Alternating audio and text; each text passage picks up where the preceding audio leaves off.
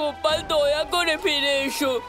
আরে এবার আমি বন্ধুদের কি করে বোঝাবো, কি করেই বা আটকাবো? ওই তো ওইদিকে। কে? কালিও? না, গোলক।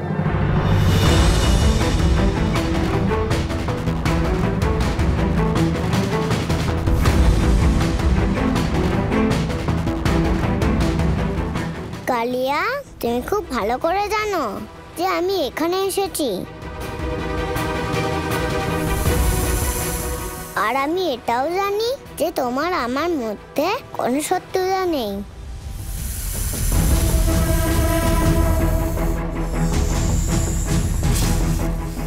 গোপাল, গোলক নিয়ে তাড়াতাড়ি উপরে চলে এসো।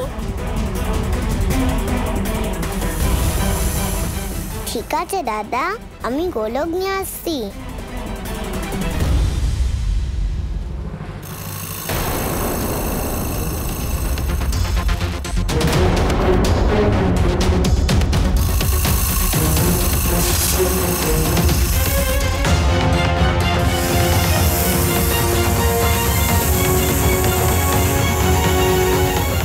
কালিয়া মহাশয়, আমার তো মনে হয়েছিল যে এই গোলক নিয়ে আপনার কোনো রুচি নেই, কিন্তু আপনি তো দেখছি পাকা খেলোয়াড়। আপনি কত বড় দেখুন, আর এই গোলক কত ছোট। আর এই ছোট গোলক আমার মতো ছোট বাচ্চার জন্য তৈরি হয়েছে, আপনার জন্য নয়। আমাকে গোলকটা ফিরিয়ে দিন কালিয়া মশাই। তুমি সেই কৃষ্ণ তো? হ্যাঁ।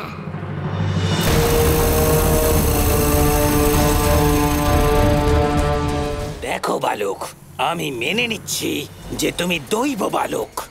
সেই জন্য এটা জানা সত্ত্বেও যে আমার বিষের কারণেই এই নদীর জল বিষাক্ত হয়ে গিয়েছে, তাও তুমি এই নদীতে গোলক আনতে নেমেছো, তাও আবার একা।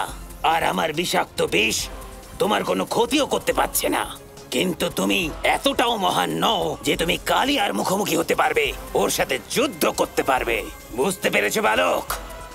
হ্যাঁ হ্যাঁ, বুঝেছি। গোপাল! রাধা! গোপাল! রাধা! গোপাল! গোপাল! গোপাল, তুই কোথায় শোনা? গোপাল, কোথায় চলে গেলি তুই? গোপাল! বলরাম!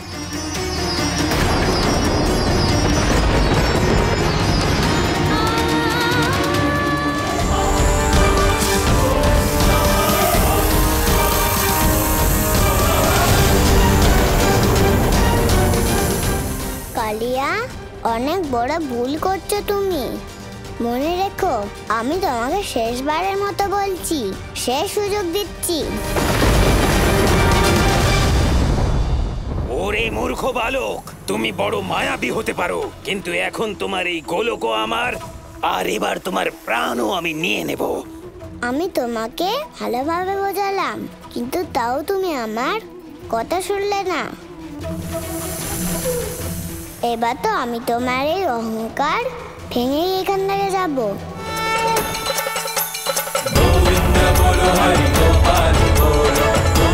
ছাড়ো, ছাড়ো আমাকে। কেন কালিয়া? আমি তো একটা ছোট্ট সাধারণ বালক, তাই না?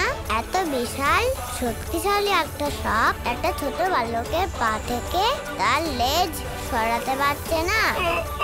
ছাড়ো আমায় বালক, আমার যন্ত্রণা হচ্ছে। ছাড়ো, ছাড়ো আমায়। কষ্ট হচ্ছে? কিন্তু তুমি তো আমার মারতে চলেছিলে, তাই না? আর এখন তুমি কষ্ট পেলে কি করে চলবে?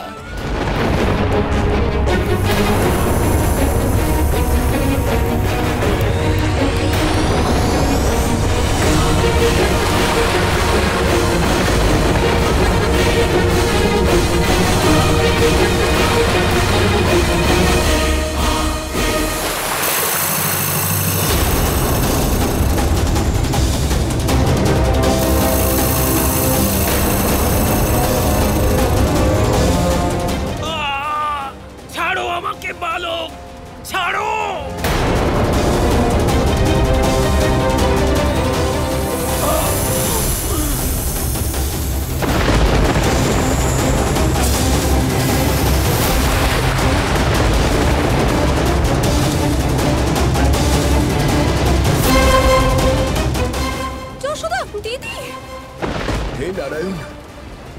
বৃন্দাবনে কেমন সংকট এসেছে, দয়া করুন। আগুন আগুন প্রধান মশাই আগুন! রাস্তার ধারে সব জায়গায় আগুন লেগে গেছে। আমরা এবার বৃন্দাবনের দিকেও যেতে পারবো না, আর না বর্ষণাতে। আমরা এবার কি করব? হে ঈশ্বর, এসব কি হচ্ছে? বৃন্দাবনের চারিদিকে এত বিপদ কেন? আগুন নেভানোর জন্য আমরা তো যমুনার জলও ব্যবহার করতে পারবো না প্রধান মশাই। এই আগুন আমরা কি করে নেভাবো? নন্দ, তুমি এখানেই থাকো আর যশোদাকে সামলাও। আমি গিয়ে এই আগুন নেভানোর ব্যবস্থা করছি। আমার আপনাদের সাহায্যের প্রয়োজন। আপনাদের মধ্যে কয়েকজন আমার সঙ্গে আসুন। চলুন, আমরা সবাই যাচ্ছি আপনার সাথে। যান, তাড়াতাড়ি যান।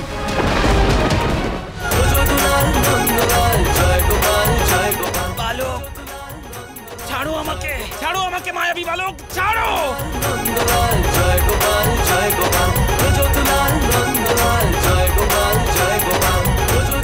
নারায়ণ অদ্ভুত শিক্ষা দিয়েছেন কালিয়াকে।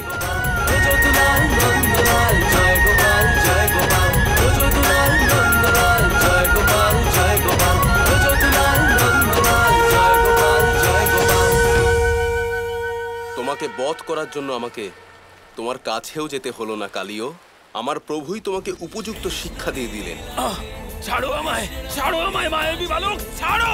তুমি তো বৃথাই আমাকে দেখে পালাতে। তুমি ভেবেছিলে যে আমি তোমার প্রাণ নেওয়ার জন্য তোমার পিছনে ধাওয়া করতাম, কিন্তু তুমি এটা জানতে না যে আমি তোমার প্রাণ নেওয়ার জন্য নয়, আমার প্রভুর সাথে তোমার সাক্ষাৎ করানোর জন্য তোমার পেছনে ধাওয়া করতাম। এবার ভালোই ভালোই আমার গোলকটা ফেরত দিয়ে দাও। তোমার কি এখনো আমার সাথে খেলার ইচ্ছে আছে? নিজের পরাজয় স্বীকার করো আর চলে যাও এখান থেকে, আর না হলে নিজের ধ্বংস দেখার জন্য প্রস্তুত হয়ে যাও।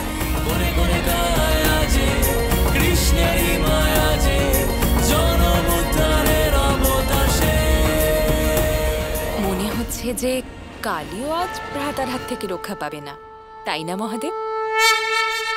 সাহায্য করুন মহাদেব, সাহায্য করুন, আমাদের সাহায্য করুন। প্রণাম মহাদেব। আমরা সবাই কালিয়া নাগের অর্ধাঙ্গিনী। আমাদের স্বামীর প্রাণ বাঁচান মহাদেব। আমাদের স্বামী অনেক বড় অন্যায় করেছেন মহাদেব। উনি জানেন না যে উনি কার সাথে যুদ্ধ করছেন। আমি উনার প্রাণ ভিক্ষে চাইছি।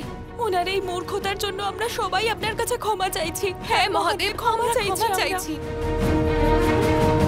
আপনি তো স্বয়ং সর্পের দেবতা মহাদেব, বাসুকীকে ধারণ করেন। কালিও নাগের বিনাশ আপনি এভাবে কি করে দেখতে পারেন? ওনাকে রক্ষা আপনাকে করতেই হবে মহাদেব। আমাকে ক্ষমা করবেন, এ বিষয়ে আমি আপনাদের কোনো সহায়তা করতে পারবো না, কারণ এ আমার আরাধ্য লীলা আর আমি ওনার ভক্ত। ওনার কোনো লীলায় আমি হস্তক্ষেপ করি না। কিন্তু আপনারা চিন্তা করবেন না, কারণ যদি আমার আরাধ্য আপনাদের স্বামীর প্রাণনাশ করতে চাইতেন, তাহলে বিশ্বাস করুন কালিও নাগ এখনো জীবিত থাকতো না। আমার পরামর্শ হলো যে আপনারা নিজেরাই আমার আরাধ্যর কাছে গিয়ে অনুরোধ জানান। ঠিক আছে মহাদেব, আমরা নারায়ণের কাছে স্বামীর প্রাণ বাঁচানোর জন্য অনুরোধ করব। প্রণাম মহাদেব।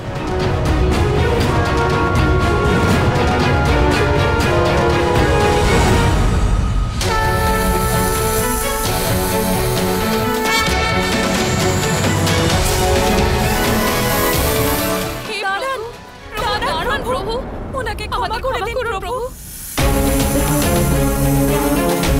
ওনাকে ক্ষমা করে দিন প্রভু, আমাদের স্বামীকে ক্ষমা করে দিন।